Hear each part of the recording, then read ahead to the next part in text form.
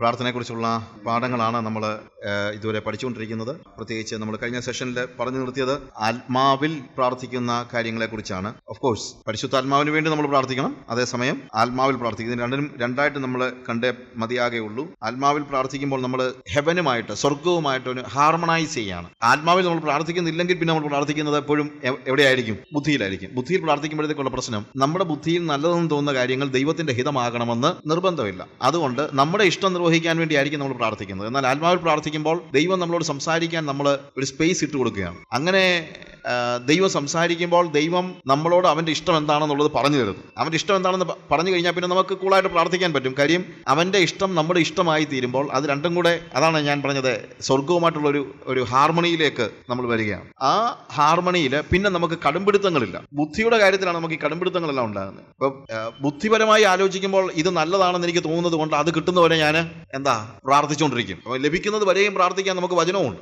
വചനം ഉള്ളത് കൊണ്ട് നമുക്ക് പെട്ടെന്ന് പ്രോബ്ലം ഉണ്ടാകുന്നത് എവിടെയാണെന്ന് ചോദിച്ചാൽ അടിസ്ഥാനപരമായി നമ്മുടെ ചിന്തയിലും നമ്മുടെ വികാരത്തിലും, കാര്യം നമ്മുടെ ചിന്തയും നമ്മുടെ വികാരങ്ങളും നമ്മുടെ ആഗ്രഹങ്ങൾ, നമ്മുടെ താല്പര്യങ്ങൾ, നമ്മുടെ ഇഷ്ടങ്ങൾ, അതിൽ നിന്ന് ഉരുത്തിരിയുന്ന പ്രാർത്ഥനയാണ് നമ്മൾ പ്രാർത്ഥിക്കുന്നത്. എന്നാൽ ആത്മാവിൽ പ്രാർത്ഥിക്കുമ്പോൾ നമ്മുടെ ബുദ്ധിയിൽ നിന്ന് ഉരുത്തിരിയുന്നതല്ല, അതിൻ്റെ നമ്മളുടെ പ്രാർത്ഥനയുടെ ഓർഡർ തന്നെ ആരായിത്തീരുന്നു? ദൈവമായിത്തീരുന്നു. കാര്യം ദൈവം എന്നോട് പറഞ്ഞത്, ദൈവത്തിൻ്റെ ഇഷ്ടം എന്താണെന്ന് എന്നോട് പറഞ്ഞതാണ് ഞാൻ പിന്നെ പ്രാർത്ഥിക്കുന്നത്. അപ്പോൾ എൻ്റെ പ്രാർത്ഥനയാകുന്നില്ല, എൻ്റെ പ്രാർത്ഥനയുടെ സോഴ്സ് എന്ന് പറയുന്നത് ദൈവമായതുകൊണ്ട് God pronounces a prayer for me and I just receive it. ഞാനത് സ്വീകരിച്ചിട്ട് പിന്നെ എനിക്ക് പ്രാർത്ഥിക്കാൻ പറ്റും. ഇതാണ് എൻ്റെ ഇഷ്ടം എന്ന് പറഞ്ഞു കഴിഞ്ഞാൽ പിന്നെ അതിനുവേണ്ടി എനിക്ക് പ്രാർത്ഥിക്കാൻ പറ്റും. അങ്ങനെ പ്രാർത്ഥിക്കുമ്പോൾ നമുക്കുള്ള ഗുണം, പിന്നെ അത് ദൈവത്തിന് ഇഷ്ടമാണോ എന്നുള്ള ഒരു ചോദ്യത്തിന് പ്രസക്തിയില്ല. നമുക്ക് ഫെയ്ത്തിന് പ്രസക്തി, നടക്കുമോ എന്നുള്ള സംശയത്തിന്റെ പ്രസക്തിയില്ല. കാര്യം ദൈവം പറഞ്ഞല്ലോ ഇതാ എൻ്റെ ഹിതമെന്ന് പറഞ്ഞു കഴിഞ്ഞല്ലോ. അപ്പോൾ we can pray with faith and we can certainly pray without ceasing and we can no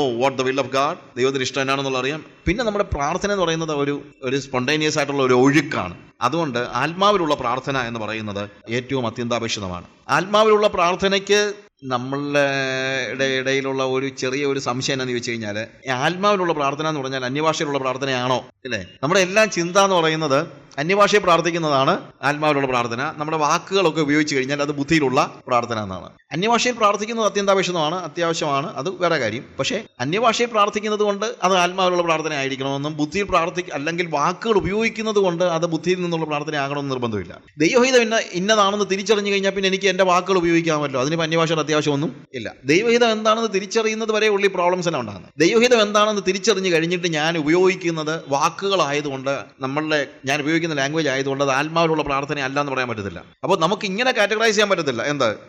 when you pray in tongues, it is praying in the spirit, and when you use words, it is praying with your intelligence. അങ്ങനെ നമ്മൾ ഒരിക്കലും ചിന്തിക്കരുത്.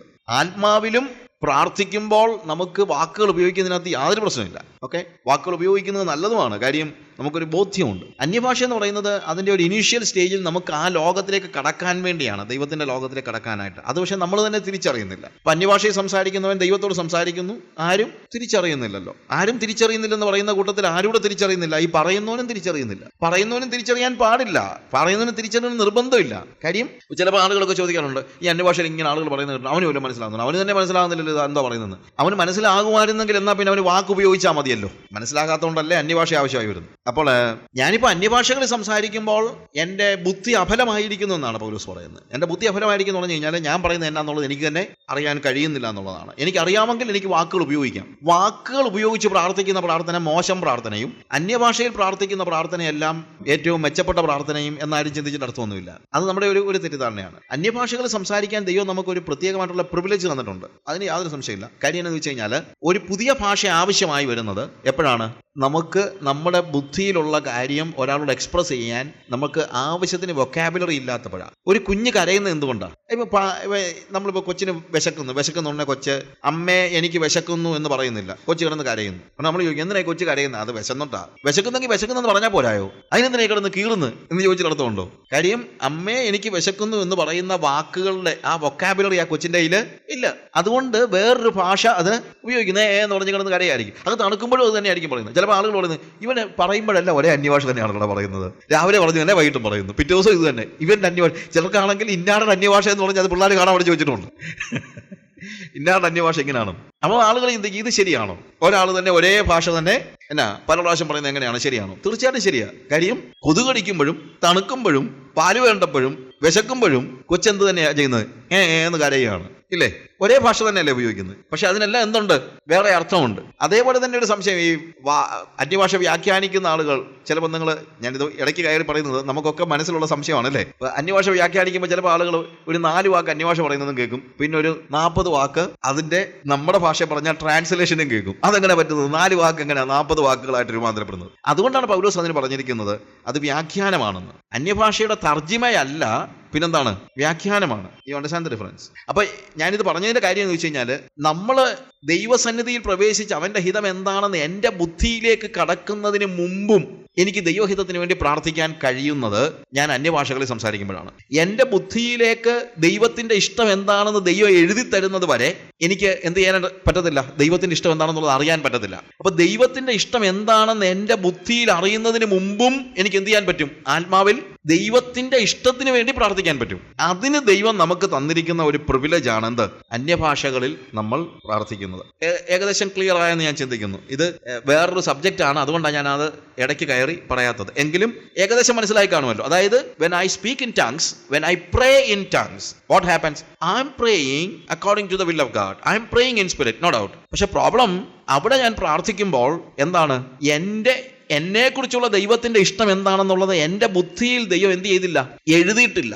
എന്നാൽ അങ്ങനെ എഴുതണ്ട എന്ന് വെച്ച് എന്നും അങ്ങനെ അറിയാതിരിക്കുന്നതിനകത്ത് അർത്ഥമില്ല. കാര്യം വേദപുസ്തകം നമ്മളെ കൃത്യമായിട്ട് പഠിപ്പിക്കുന്നത് ദൈവത്തിന്റെ ഹിതം ഇന്നതെന്ന് തിരിച്ചറിയുവിൻ. So we need to know what God's will about my life. I need to know what is God's desire about my life. What is his dream about me. എന്നെക്കുറിച്ചുള്ള ദൈവത്തിന്റെ സ്വപ്നം എന്താണെന്നുള്ളത് ഞാൻ എന്ത് ചെയ്യണം? തിരിച്ചറിയണം. അതുകൊണ്ടാണ് റോമാലേഖനം 12-ാം അധ്യായത്തിൽ പറയുന്നത് 1-ാം വാക്യം മുതൽ 1-2 വാക്യങ്ങൾ വായിക്കുമ്പോൾ അവിടെ പ്രത്യേകമായിട്ട് പറയുന്നത് എന്താണെന്ന് അറിയാമോ? നിങ്ങൾ മനസ്സ് പുതുക്കി രൂപാന്തരപ്പെടുവിൻ. എന്തിനു വേണ്ടി? നന്മയും പൂർണ്ണതയും പ്രസാദവുമുള്ള ദൈവഹിതം ഇന്നതെന്ന് തിരിച്ചറിയേണ്ടത്. അപ്പോൾ ദൈവഹിതം തിരിച്ചറിയുക എന്ന് പറയുന്നത് വളരെ അത്യന്താപേക്ഷിതമാണ്. എന്നാൽ ദൈവഹിതം എൻ്റെ ബുദ്ധിയിലേക്ക് ഇറങ്ങി വരുന്നതിന് മുമ്പും എനിക്ക് ദൈവഹിതത്തിനനുസരിച്ച് പ്രാർത്ഥിക്കാൻ പറ്റും. എങ്ങനെ? ആത്മാവിൽ അന്യഭാഷകളിൽ പ്രാർത്ഥിക്കുമ്പോൾ. പക്ഷെ അന്യഭാഷയിൽ പ്രാർത്ഥിക്കുന്നതെല്ലാം ആത്മാവിലെ പ്രാർത്ഥനയും വാക്കുകൾ ഉപയോഗിച്ചാൽ ഉടനെ അത് ബുദ്ധിയുടെ പ്രാർത്ഥനയുമാണെന്ന് ചിന്തിക്കരുത്. ബുദ്ധിയിൽ ദൈവഹിതം എന്താണെന്ന് തിരിച്ചറിഞ്ഞു കഴിഞ്ഞാൽ അതൊരു ഹയർ സ്റ്റേജാണ്. അപ്പൊ ഞാൻ പ്രാർത്ഥിക്കുന്നത് എന്താണെന്ന് എനിക്ക് അറിയാനും കഴിയുന്നുണ്ടല്ലോ. So I enjoy my prayer. അന്യഭാഷയിൽ സംസാരിക്കുമ്പോൾ ഞാൻ ഓഫ് കോഴ്സ് ദൈവത്തോട് സംസാരിക്കുന്നത് കൊണ്ട് എനിക്ക് സന്തോഷമുണ്ടെങ്കിലും ഞാൻ സംസാരിക്കുന്നത് എന്താണെന്ന് അറിയുകൂടെ ചെയ്ത് വാക്കുകൾ ഉപയോഗിച്ച് ഞാൻ ദൈവഹിതം പ്രാർത്ഥിക്കുമ്പോൾ അതാണ് ശരിക്കും പറഞ്ഞു കഴിഞ്ഞാൽ എന്താണ്? Praying in the spirit. അവിടെയാണ് എനിക്ക് ശരിക്കും സന്തോഷം അനുഭവിക്കാനായിട്ട് കഴിയുന്നത്. അപ്പോൾ ആത്മാവിൽ പ്രാർത്ഥിക്കുമ്പോൾ ദൈവത്തിന്റെ ഹിതം എന്താണെന്ന് തിരിച്ചറിയുന്നത് കൊണ്ട് ഞാൻ കടുംപിടുത്തങ്ങളിൽ നിന്ന് ഒഴിവാകുന്നു. ഈ കടുംപിടുത്തത്തിന്റെ പ്രശ്നം എൻ്റെ ബുദ്ധിയിൽ നല്ലതെന്ന് ഞാൻ പറഞ്ഞല്ലോ. മൈഗ്രെയിൻ്റെ കഥ പറഞ്ഞില്ലേ? എനിക്ക് മൈഗ്രെയിൻ ഉണ്ടെങ്കിൽ മൈഗ്രെയിൻ മാറുക എന്നുള്ളത് എൻ്റെ ബുദ്ധിയിൽ എൻ്റെ ആവശ്യമാണ്, അല്ലേ? എൻ്റെ ആവശ്യമാണ്. ഇപ്പം ഞാൻ പ്രാർത്ഥനയുടെ ആദ്യത്തെ സമയത്ത് പഠിപ്പിച്ച പറഞ്ഞൊരു കാര്യമുണ്ട്. നമ്മുടെ ആവശ്യങ്ങളും ഉണ്ട്, നമ്മുടെ ആഗ്രഹങ്ങളും ഉണ്ട്. നമ്മുടെ ആഗ്രഹങ്ങൾ എൻ്റെ ബുദ്ധിയിൽ എൻ്റെ ആവശ്യങ്ങളാണ്. പറഞ്ഞ മനസ്സിലാകുന്നത്? മൈഗ്രെയിൻ മാറുക എന്നുള്ളത് എൻ്റെ ആവശ്യമാണെന്നുള്ളത് എനിക്ക് അങ്ങനെയല്ല ചിന്തിക്കാൻ പറ്റുള്ളൂ. എനിക്കല്ലാതെ ചിന്തിക്കാൻ പറ്റുമോ മൈഗ്രെയിൻ മാറുക എന്നുള്ളത് എൻ്റെ ആവശ്യമല്ല എന്ന്? പറ്റുമോ? ഇല്ല. ശരിക്കും കൊടിഞ്ഞു വരുന്ന ഒരു വ്യക്തി തലവേദന എടുത്ത് കഴിയുമ്പോഴത്തേക്ക് എൻ്റെ ദൈവമേ നീ എനിക്ക് വേറെ എന്തോ അസുഖം തന്നാലും വേണ്ടുകയില്ല, അതെല്ലാം ഞാൻ സഹിച്ചോളാം. പക്ഷേ എനിക്കിത് ഏത് അസുഖം വരുമ്പോഴും നമ്മളെ എന്താ ഒരു നല്ല പല്ലുവേദന വന്നാലും നമ്മൾ പറയുന്നത് ഇത് എനിക്ക് സഹിക്കാൻ പറ്റില്ല, വേറെ എന്തോ തന്നാലും ഞാൻ സഹിച്ചോളാവുന്നതാണ്. പക്ഷേ ശരിക്കും പറഞ്ഞു കഴിഞ്ഞാൽ നമ്മുടെ ആവശ്യം എന്താണ്? നമ്മുടെ ആഗ്രഹം നമ്മുടെ മൈഗ്രെയിൻ മാറുക എന്നുള്ളതാണ്. ശരിക്കും നമ്മുടെ ആവശ്യം എന്താണ്? ശരിക്കും നമ്മുടെ ആവശ്യം എന്ന് പറഞ്ഞാൽ മൈഗ്രെയിനാണ്. കാര്യം ഇതുണ്ടെങ്കിലേ നമ്മൾ എന്ത് മനസ്സിലാക്കത്തുള്ളൂ? നമ്മുടെ ഉള്ളിൽ ഒളിഞ്ഞു കിടക്കുന്ന കർത്താവ്. നമ്മൾ കുറച്ചു നേരം പ്രാർത്ഥിച്ചു കഴിഞ്ഞാൽ കർത്താവ് പറയാണ് നീ ഈ മൈഗ്രെയിൻ മാറുന്നതിനോട് പ്രാർത്ഥിച്ചിട്ട് കാര്യമില്ല. എന്തുകൊണ്ടാണ് ഞാൻ നിനക്ക് മൈഗ്രെയിൻ തന്നത്? നീ അറിയണം 43 പേരോട് നീ ക്ഷമിച്ചിട്ടില്ല. അപ്പോൾ ദൈവസന്നിധിയിൽ ഇരിക്കുമ്പോൾ ഈ 43 പേരുടെയും ഏതൊക്കെ സന്ദർഭങ്ങളിലാണ് നമ്മൾ ക്ഷമിക്കാത്തതെന്നുള്ള കർത്താവ് ഇങ്ങനെ വെളിപ്പെടുത്തി തരികയാണ്. അപ്പോഴെന്താ സംഭവിക്കുന്നത്? അപ്പം ഞാൻ പ്രാർത്ഥിക്കുകയാണ്, കർത്താവേ എൻ്റെ കയ്പ് മാറ്റണമേ, എൻ്റെ വിദ്വേഷം മാറ്റണമേ, എൻ്റെ ക്ഷമയില്ലായ്മ മാറ്റണമേ, എൻ്റെ പക മാറ്റണമേ. അപ്പോൾ ഈ മൈഗ്രെയിൻ ഇല്ലാണ്ടെന്ന് ഞാൻ പ്രാർത്ഥിക്കുമോ? ഇത് ഇല്ല. അപ്പോൾ മൈഗ്രെയിൻ മാറുക എന്നുള്ളത് എൻ്റെ ആഗ്രഹവും മൈഗ്രെയിൻ ഇരിക്കുക എന്നുള്ളത് എൻ്റെ ആവശ്യവുമാണ്. അത് മനസ്സിലാക്കാൻ നമുക്ക് പറ്റത്തില്ല. അത് മനസ്സിലാക്കാം. അപ്പം ഞാൻ ആദ്യത്തെ ഭാഗത്ത് പറഞ്ഞ ഒരു കാര്യമുണ്ട്. കർത്താവ് പറഞ്ഞു നിങ്ങൾക്ക് ഇന്നത് ആവശ്യമെന്ന് നിങ്ങൾ പ്രാർത്ഥിക്കും മുമ്പേ നിങ്ങളുടെ സ്വർഗ്ഗസ്വപിതാവ് അറിയുന്നു. പിന്നെ നമ്മൾ എന്തിനാണ് പ്രാർത്ഥിക്കുന്നത്? സ്വർഗ്ഗസ്വപിതാവിന് അറിയാമല്ലോ എന്താ നമ്മുടെ ആവശ്യങ്ങൾ എന്താണെന്നുള്ളത്. അവിടെയാണ് പ്രാർത്ഥനയെക്കുറിച്ചുള്ള നമ്മുടെ സങ്കല്പത്തിന്റെ പ്രശ്നം. നമ്മുടെ ചിന്ത ദൈവത്തിന് അറിയാൻ വയ്യാത്തതുകൊണ്ട് ദൈവത്തെ പഠിപ്പിക്കാനാണ് നമ്മൾ പ്രാർത്ഥിക്കുന്നതാണ്. കർത്താവ് എൻ്റെ ആവശ്യം എന്നാന്നുള്ളത് നിനക്ക് അറിയത്തില്ലല്ലോ, അത് ഞാൻ പറഞ്ഞുതരാം. അതിനല്ല നമ്മൾ പ്രാർത്ഥിക്കുന്നത്. സ്വർഗ്ഗസ്ഥപിതാവിന് എന്തറിയാം? എൻ്റെ ആവശ്യങ്ങൾ എന്നുള്ളത് അറിയാം. പിന്നെ ഞാൻ പ്രാർത്ഥിക്കുമ്പോൾ സംഭവിക്കുന്നത് എൻ്റെ ആവശ്യങ്ങൾ എന്താണെന്നുള്ളത് ഞാൻ അറിയുകയാണ്. എൻ്റെ ആവശ്യങ്ങൾ ആശയങ്ങൾ എന്താണെന്നുള്ളത് എനിക്ക് അറിയത്തില്ല. ശരിക്കും എനിക്ക് ആകെ ഉള്ളത് എൻ്റെ ആഗ്രഹങ്ങളാണ്. എൻ്റെ ആഗ്രഹങ്ങളുമായിട്ട് ദൈവത്തിന്റെ സന്നിധി ചെല്ലുമ്പോഴാണ് ദൈവം എൻ്റെ ആവശ്യം എന്താണെന്ന് പറഞ്ഞു തരുന്നത്. അത് അറിയണമെങ്കിൽ എനിക്ക് ദൈവമായിട്ട് കമ്മ്യൂണിക്കേഷൻ വേണം. ദൈവമായിട്ടുള്ള കമ്മ്യൂണിക്കേഷൻ ആത്മാവിന്റെ തലത്തിലേ നടക്കത്തുള്ളൂ. കാര്യം എന്ന് വെച്ച് കഴിഞ്ഞാൽ ദൈവം ആത്മാവാകുന്നു. ദൈവം കമ്മ്യൂണിക്കേറ്റ് ചെയ്യുന്നത് എങ്ങനെയാണ്? ആത്മാവിന്റെ ഭാഷയിലാണ്. കാര്യം ദൈവം ആത്മാവാണ്.